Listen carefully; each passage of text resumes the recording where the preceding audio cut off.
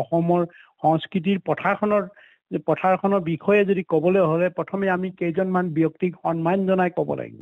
জ্যোতি বিষ্ণুৰ যদি তেখেত দুজনৰ মানে মহান যিটো সংস্কৃতিৰ কাৰণে আমাৰ অসমীয়া বৃহৎ বাৰগোহনীয়া জাতিটোৰ কাৰণে যি অৱদান ৰাখিছিলে সেইসকলক সন্মান জনাবই লাগিব। আৰু সেইকাৰণে সন্মান জনাই কথা ক'বলৈ বিচাৰিছোঁ স্বনামধন্য ভূপেন হাজৰিকাদেৱ।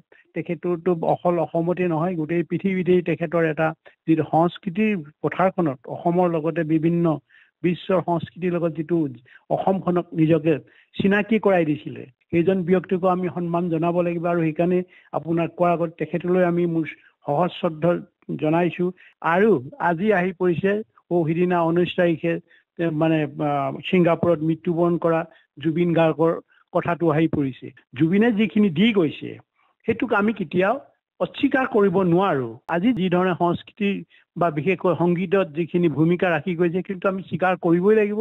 আৰু স্বীকাৰ কৰি লোৱাৰ কাৰণেতো আমি প্ৰথম দিনাখনেই আমি আমাৰ ফালৰ পৰা সমবেদনা দিছোঁ, শোকবাৰ্তা প্ৰেৰণ কৰিছোঁ।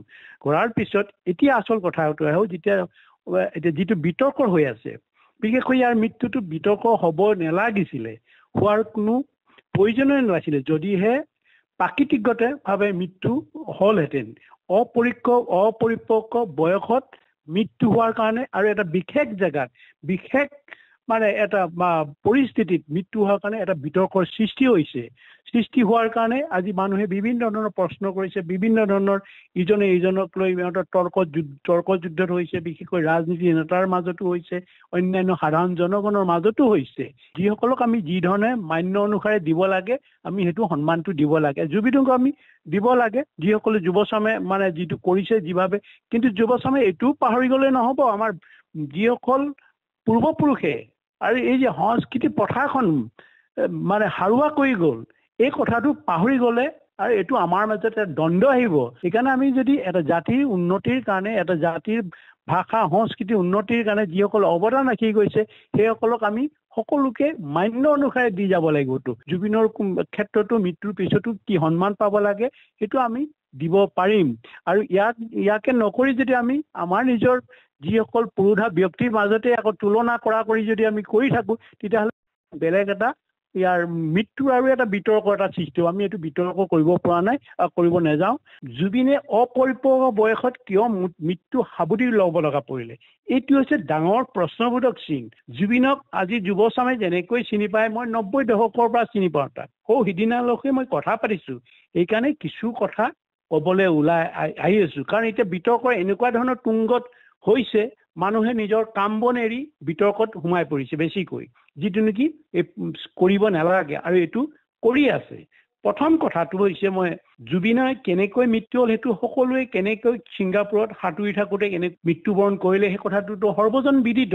এতিয়া কাৰণ হ'ল জুবিন কেনেকৈ পালেগৈ তাত, জুবিনে পোৱাৰ আগতে কি প্ৰতিকাৰ অৱলম্বন কৰিব লাগিছিলে সেইখিনি কৰিছিলে নাই, সেই গোটেই বিষয়বস্তুটো মানে ধৰক ঘৰৰ পৰিয়ালৰ যিসকল সদস্য আছে আৰু যিসকলে ওতঃপ্ৰোতভাৱে লাগি আছিলে বা মানে এই তেখেতৰ মানে জুবিনৰ যিটো স্বাস্থ্য অৱস্থাৰ বিষয়ত আৰু যোৱাৰ আগতে কি অৱস্থা আছিলে সেইটোতো এতিয়া লাহে লাহে সকলোৱে জনা হ'ল। কথাটো সেইকাৰণেই কৈছোঁ যে প্ৰথম জুবিন হৈছে এটা 50 বছৰৰ ঊৰ্ধৰ এজন প্ৰাপ্তবয়স্কৰ পুৰুষ আছিলে, ভাল শিল্পী আছিলে, ভাল গায়ক আছিলে। আৰু এই ব্যক্তিজনে তাত এই মৃত্যুবৰণ কৰাৰ কাৰণটো যি ধৰণে ওলাইছে, যি ধৰণে আমি ফুটেজবিলাক পাইছোঁ, ইয়াতে কিছু ক'বলৈ আমি বাধ্য হৈছোঁ। এইকাৰণেই কৈছোঁ যোৱাৰ আগতে জুবিনৰ স্বাস্থ্য অৱনতি বা বহুকেইটা মানে অসুখত ভুগি আছিলে, যিবিলাক অসুখ দেখি এৰাই চলিব নোৱাৰা অসুখ। সেই অসুখবিলাকৰ কাৰণে যথেষ্ট মানে প্ৰতিকাৰ ল'ব লগা প্ৰয়োজন আছিলে। আৰু সেইটো সময়ত গান গোৱাৰ অৱস্থাত আছিলে নে নাই বা বিদেশলৈ যোৱাৰ অৱস্থাত আছিলে নাই, সেই গোটেই বিষয়টো ঘৰৰ পৰিয়াল আৰু যিসকল বন্ধু বান্ধৱ আছিলে সেইসকলে জনা প্ৰয়োজন আছিলে বুলি মই ভাবোঁ। আৰু সেই বিষয়টো যদি জানিলেহেঁতেন হয়তো সঠিক তাৰ প্ৰতিকাৰৰ মানে উত্তৰটো ওলালেহেঁতেন। কিন্তু সেইটো কথা কোনো ভবাই নাই, সৰ্বজন ৰাইজে জনা প্ৰয়োজন আছে। জুবিনক আগতে কৈছে যে জুবিনৰ বা আলফাই থ্ৰিটেনিং দিছে, আলফাই কেতিয়াও থ্ৰিটেনিং দিয়া নাই। আলফাই আহ্বানে কৈছিলে এইটো নকৰিবি, সংস্কৃতি পথাৰখন বেয়া হ'ব, এনেকুৱা হ'ব, এই কথাবিলাক আমি কৈ আহিছিলোঁ। কিন্তু সেই কথাটো তো কোনোবাই অন্য ফালে লৈ গ'ল যে আলফাই গুলিয়াই মাৰিব এনেকুৱা কাৰণে এইটো বডিগাৰ্ড দিয়া হৈছে তাৰতে স্কট ভানো দিয়া হৈছিলে অৱশেষত দুজন সুৰক্ষা গাৰ্ড আছিলে এই গাৰ্ড দুজন আছিলে কেৱল মাত্ৰ জুবিনৰ সুৰক্ষাৰ কাৰণে জুবিনৰ জীৱন বচাবৰ কাৰণে কিন্তু জুবিনক সুৰক্ষাৰ যিটো জীৱন বচাবৰ কাৰণে যদি হৈছে তেতিয়া নিশ্চয় সাগৰ ছিংগাপুৰত নিবলৈ প্ৰয়োজন আছিলে এইটো নিয়াৰ প্ৰয়োজন আছিলে কিন্তু তাৰ বিপৰীতে সন্দীপনক লৈ গৈছে এইটো এটা মানুহে জনাৰ প্ৰয়োজন আছে যদি এই দুজন সুৰক্ষা কৰ্মী গ'লহেঁতেন নিশ্চয় জুবিনক বচাব পাৰিলেহেঁতেন আনন্দৰ গোটেইখিনিয়ে বিভোৰ হৈ আছিলে গোটেইখিনি বিভোৰ হৈ আছে ইভেন সন্দীপনো বিভোৰ হৈ আছে আৰু আমি বাৰে বাৰে অসমৰ জনগণক আমি কৈ আছিলোঁ যে জুবিন এনেকুৱা ধৰণৰ পতিত হ'ব পাৰে তেতিয়া কৈছিল যেতিয়া আমাৰ মাজুলীৰ যিসকল সত্ৰাধিকাৰীয়ে কেইজনমান সকলোৱে কোৱা নাই কেইজনমান সত্ৰাধিকাৰীয়ে এজন সত্ৰাধিকাৰীয়ে একদম খুব উগ্ৰভাৱে কৈছিলে অচিন বেমাৰত মৰিবি এই ধৰণৰ কথা কৈছিলে ইয়াৰ সময়ত কিন্তু কোনো ধৰণৰ জুবিনৰ যিবিলাক অন্ধ অনুৰাগীবিলাকে অন্ধ ভক্তবিলাকে কোনো এটা প্ৰতিবাদ কৰা নাছিলে মই প্ৰথম কৈছোঁ যে আমি আমাৰ সত্ৰাধিকাৰীসকলক মই একেবাৰে উগ্ৰও নহয় মই মাইল্ডলি কৈছোঁ যে আপোনালোকে এই কথাটো ভুল কৰিছে আপোনালোক ভক্তসকলৰ প্ৰভুতুল্য আপোনালোকৰ সত্ৰবিলাকত লাখ লাখ ভক্ত আছে ভক্তই আপোনালোকক প্ৰভু বুলি ভাবে প্ৰভুৰ দৰে জ্ঞান কৰে প্ৰভুৰ মুখত এনেকুৱা বাক্য ওলাব নালাগে মই প্ৰথম কৈছোঁ দেই সংগঠনৰ হৈ আৰু সেইকাৰণে আপোনালোকেও বুজিব লাগিব যে মাতাল মানুহে কি নকয় আৰু সেইকাৰণে যে আপোনালোকে ক্ষমা দৃষ্টিয়ে চাই ইয়াৰ আশীৰ্বাদ কৰক যাতে ভাল হয় ভাল হ'বলৈ উপদেশ দিয়ক মই প্ৰথম এই ব্যক্তি আজি বহু চেনেলত আছে মই তেনেকৈ কৈছোঁ মানে হেৰিয়ৰ সত্ৰাধিকাৰবিলাকৰ বিষয়ে আৰু সেইকাৰণেই কৈছোঁ আজি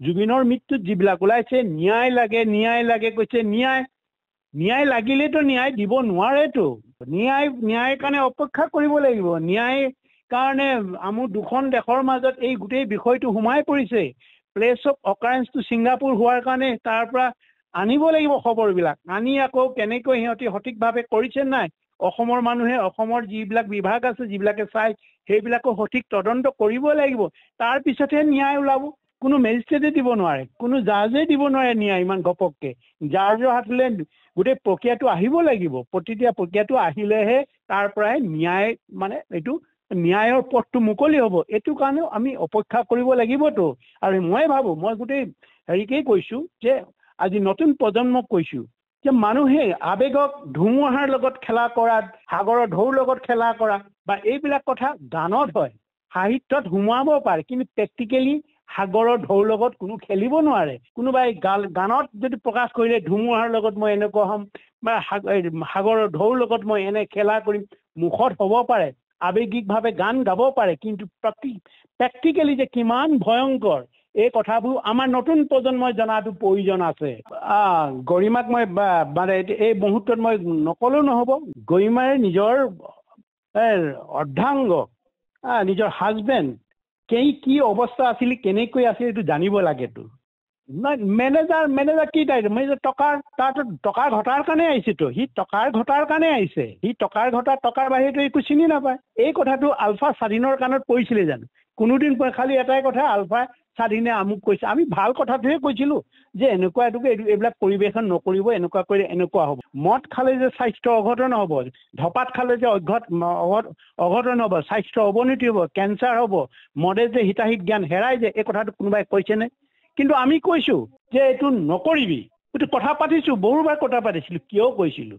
আৰু এতিয়া যিবিলাক প্ৰসংগ হৈছে আমুকে মৰাব পাৰে নেকি তামুকে এইবিলাক চব অসতৰ লগত সিহঁতি যিবিলাক মদ খাই মাতাল হ'ব মাতাল হৈ ফূৰ্তি কৰিব সেইবিলাকে কাৰ কি বেমাৰ চাব নেকি চবতো মদাহীটো আজি ইয়টৰ উঠাৰ আগতে ইয়টত যিজন গাইড আছিলে গাইডে মই স্পষ্টকৈ শুনিছোঁ ইংলিছত কৈ আছে গাইড দিছে এনেকুৱা কৰিব লাগে কোনোবাই যদি সাঁতুৰি হয় উইদাউট লাইফ জেকেট মাছ বি কৈছেতো আমাৰ কি গোটেইখিনি ইয়টত থকা হাঁহিছে এই মৃত্যুৰ আগমুহূৰ্তত যিটো ৰীতা চৌধুৰী ডাঙৰীয়ানীৰ লগত যিটো কথোপকথন হৈছিলে ৰীতা চৌধুৰী ডাঙৰীয়ানীয়ে ভাল উপদেশ দিছিলে তুমি তুমি ভাল পথটো ল'বৰ কাৰণে তুমি শুদ্ধ হ'বলৈ চেষ্টা কৰা শ্যাম কানুত সি যি কাম কৰিছে, যি অসভ্যলাই কৰিছে, ৰঙালীত যি অসভ্যালি কৰিছে, মদ খাই মাতাল হৈ যি ধৰণে কৰিছিলে, গোটেই একেবাৰে পুৰুষবিলাকে ইজনে ইজন চুম্বন কৰা যি দৃষ্টি দেখিছিলোঁ, সেইটো দেখি খুবেই গৰম। কাৰ পৰা হ'ল, কিহৰ কাৰণে হ'ল? বিজনেছ মেণ্টেলিটি সোমাই গ'ল। জুবিনৰ সোমালে না কাৰ সোমালে, জুবিনক কোনে পৰিচিত কৰিলে বা কোনে উৎসাহিত কৰিলে আমি নাজানো। কিন্তু এই মানে বা সংগীতত যেতিয়া বিজনেছ মেণ্টেলিটিটো সোমাই গ'ল, তাৰপিছতে এইবিলাক হৈছে। খোৱাৰ পৰা হৈছে, আকৌ তাক মদ খোৱাৰ পৰা কোনো বাধা দিয়া নাই। সি যদি 2 গিলাচ খায় আৰু 4 গিলাচ খুৱাই দিছে। এই মানুহবিলাক দেখা নাই নেকি? এতিয়া কথাবিলাক কৈছে, জুবিন ফ্ৰেণ্ড কৈছে, জুবিন ফ্ৰেণ্ডে বিভিন্ন এইবিলাক কথা নেদেখিলে নেকি? এইবিলাক দেখিব লাগিবতো। জুবিন ফ্ৰেণ্ডৰ যিবিলাক আছে অন্ধভক্ত বুলি কওঁ, সেই অন্ধবিলাক ক'বলৈ ধবাত সেপন কৰাটো স্বাস্থ্যৰ কাৰণে ক্ষতিকৰ বুলি কিয় খুৱায়, কিয় সংগ দিয়ে? এদিনো আপুনি বাচি থাকিবলৈ হ'বৰ কাৰণে বা দীৰ্ঘজীৱী হ'বৰ কাৰণে আপোনাৰ প্ৰয়োজন আছে।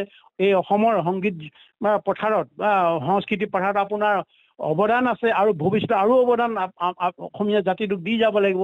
এই কথাবিলাক কিয় নক'লে ইহঁতে? খালি মানে আজি যে কৈছে সেই সময়ত কিয় নক'লে? এতিয়া ধৰক, এতিয়া শ্যাম কানু আহিছে, কৰিছে, শ্যাম কানুৱে কি কৰে, তাতে ব্যৱসায়ী মানুহ। এইটো ব্যৱসায়ীৰ লগত জুবিনক কিয় হাত মিলাইছে ইমান? সিটো ব্যৱসায় মানে, মানুহ মৰি গ'লো কিবা গ'লো, সি তাৰ এইটো নাই, তাক টকা লাগে, 2 হাত দি টকা ইনকম কৰিব লাগে। এইবিলাকতো ওলাই আছে, তাৰ এতিয়া বিভিন্ন ধৰণৰ মানে সম্পত্তি ওলাই পৰিছে। কেনেকৈ ওলাইছে? তাক প্ৰডাক্ট কৰিছে, প্ৰডাক্ট হৈছে কেলে? জুবিনৰ প্ৰডাক্ট হ'ল কেলে? শ্যাম কানু প্ৰডাক্ট কিয় হ'ল? জুবিনৰ অকল জুবিন নহয়, গৰিমা আছিলে, কিয় দিলে প্ৰডাক্ট হ'বৰ কাৰণে? তাৰ নিজৰ সহধমনী কিয় সহধমনী প্ৰডাক্ট হ'বলৈ দিলে? আচুকো কৈছোঁ, অকল ন্যায় বিচাৰিলে নহয়, ন্যায়টো আহিবই। যাৰ যে কি দিব গোটেই বিচাৰ কৰি এটা ন্যায় এদিন পাবই। কিমান মহাত্মা গান্ধীও পাইছে, বিভিন্নজনে পাইছে, ন্যায় দিবই। এই যদি প্ৰকৃততে কোনোবাই হত্যা কৰিছে, কেনেকুৱা হৈছে দিয়ক। আৰু এই উশৃংখল কৰিতো লাভ নাই। উশৃংখল কৰি লাভ নাই। ওলাই আহক ধপাতৰ বিৰুদ্ধে, ওলাই আহক চিগাৰেটৰ বিৰুদ্ধে, ওলাই আহক মদৰ বিৰুদ্ধে, ওলাই আহক নিচাজাতীয় দ্ৰব্যৰ বিৰুদ্ধে, ওলাই আহক। আশু হওক, জুবিন ফ্ৰেণ্ড হওক। মদ খাই জুবিনৰ মানে সমাধিস্থলত তাত মদ খাই ৰাতি 2-3টালৈকে চিঞৰা, এই কালচাৰটো নালাগে। জুবিনক এই ধৰণে সন্মান দিব নোৱাৰে। জুবিনক ভালকৈ সুস্থ জুবিনৰ গান শুনিলেই জুবিনক সন্মান কৰা হ'ব। জুবিনক ঘূৰাই নাপায়, কিন্তু গান থাকি যাব। গানবিলাক তাত যিবিলাক সৃষ্টি আছে সেইবিলাক সন্মান কৰিলে হয়। আৰু যি ধৰণে মদ খাই জুবিনৰ ন্যায় বিচৰাটো, উদণ্ড হৈ জুবিনক ন্যায় বিচৰাটো এইটো পথ নহয়। শান্ত হৈ মানুহে বিচাৰ প্ৰক্ৰিয়াটো আৰম্ভ হ'বলৈ দিয়ক। তাৰপিছত এই নিজৰ ভিতৰত এতিয়া চোৱা চিতা কৰি ইফালে ইটো দলে ৰাজনীতি দলে ইটোৰ কথা ক'ব, ইটো দলে ইটোৰ কথা ক'ব, ইটোৰ পক্ষত থাকি ইটোৱে যে মানে সৈমত দিব, এইটো হ'ব লাগে, এইটো হ'ব লাগে। এই গালি গালাজ এই পৰিস্থিতিৰ পৰা পৰিত্ৰাণ পাব লাগে। প্ৰকৃতভাৱে সন্মান কৰক, আমাৰ ক'বলগীয়া একো নাই।